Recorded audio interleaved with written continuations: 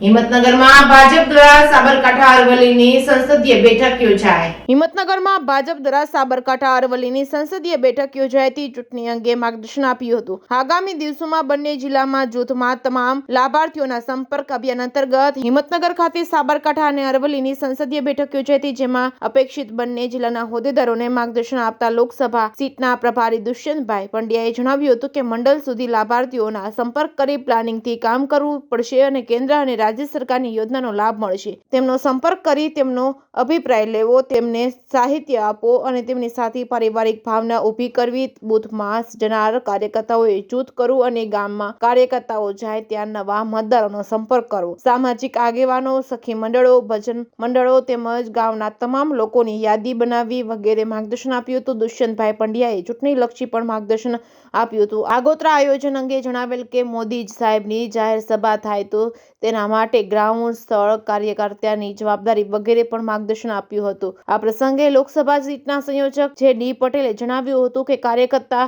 લાભાર્થીને મળવા જાય તો સૌપ્રથમ તેને સરળ એપમાં જોડવા તેમજ તેના માટે શું કરવું તેની માહિતી આપી હતી. રિપોર્ટિંગ બાય અશોક નાઈ, સાબરકાંઠા.